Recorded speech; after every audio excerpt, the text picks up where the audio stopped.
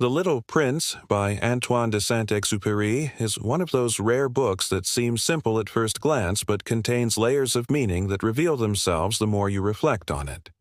On the surface, it's a whimsical tale about a golden-haired boy who travels the stars, but beneath that, it's a profound meditation on love, loneliness, and the loss of childhood wonder in the face of adulthood's rigid expectations.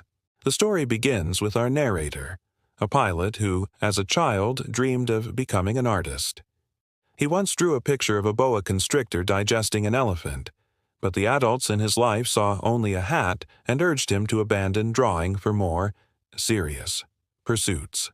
This early disappointment sets the stage for the book's central conflict, the clash between the imaginative, emotional world of children and the pragmatic, often shallow world of grown-ups. Years later, the pilot, now a man, finds himself stranded in the Sahara Desert after his plane crashes. Alone in the vast, silent expanse, he is startled by the sudden appearance of a small boy, the Little Prince, who calmly asks him to draw a sheep. This request reawakens the pilot's long-forgotten creativity, and as he struggles to sketch the sheep, the two begin to talk. Slowly, the Little Prince shares his story. He comes from asteroid B612, a tiny world no larger than a house, where he spends his days pulling up baobab seedlings, lest they grow and split his planet apart, and watching sunsets, something he can do whenever he likes simply by moving his chair. But his quiet existence is disrupted when a mysterious rose takes root on his asteroid. She is beautiful but vain, demanding attention and care, claiming to be unique in all the universe. The prince, though devoted to her, grows frustrated by her melodramatic behavior and decides to leave, setting off on a journey across the cosmos in search of understanding. His travels bring him to several other asteroids, each inhabited by a solitary adult who embodies a different human folly. There's the king who believes he rules the stars but in reality governs nothing, the conceited man who craves admiration but lives alone, the drunkard who drinks to forget his shame over drinking, the businessman who endlessly counts stars he claims to own, mistaking possession for meaning, and the lamplighter who blindly follows orders to extinguish and relight his lamp every minute, even though his planet now spins so fast the sun sets every 30 seconds.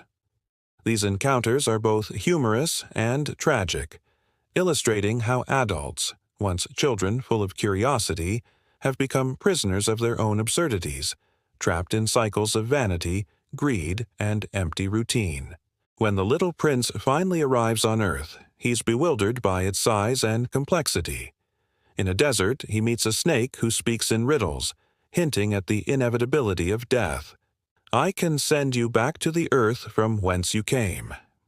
Later, in a garden, he discovers thousands of roses, just like his own. This shatters his belief that his flower was unique, and he collapses in sorrow. But then, he meets the fox who becomes his guide to the book's deepest wisdom. The fox teaches him about taming, the act of forming bonds. "To you, I am just a fox like 100,000 others," the fox says, "but if you tame me, we shall need each other. To me, you will be unique in all the world." Through their friendship, the prince learns that love isn't about possession or rarity. It's about the time and care we invest in others. His rose was special, not because she was the only one of her kind, but because he had nurtured her, protected her from drafts, and listened to her stories. This revelation transforms the prince's grief into acceptance. He realizes that his journey wasn't about escaping his rose, but understanding his responsibility to her.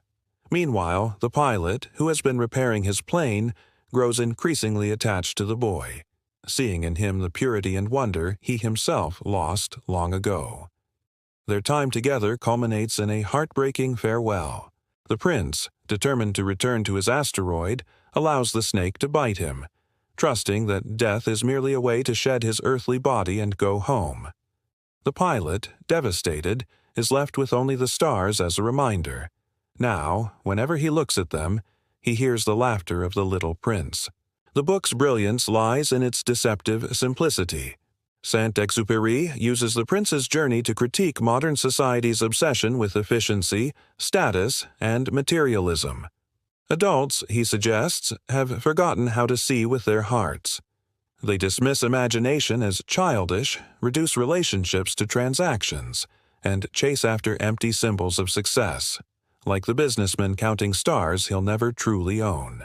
The Little Prince, in contrast, represents the part of us that still believes in wonder, that values a single rose over all the stars because of the love poured into it.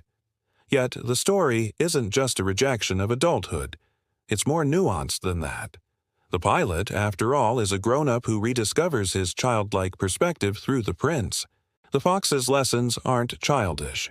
They're deeply mature, emphasizing that love requires effort and sacrifice. Even the prince's final choice isn't escapism. It's an act of responsibility, returning to the rose he now understands he must care for. Some critics argue that the book idealizes innocence to a fault. Can we really dismiss all adult concerns? Isn't survival, earning a living, following rules, sometimes necessary? But Saint-Exupéry isn't advocating for perpetual childhood. He's asking us to balance reason with emotion, to remember that a life devoid of wonder and connection isn't truly lived. So, as you close The Little Prince, you might find yourself gazing at the night sky differently.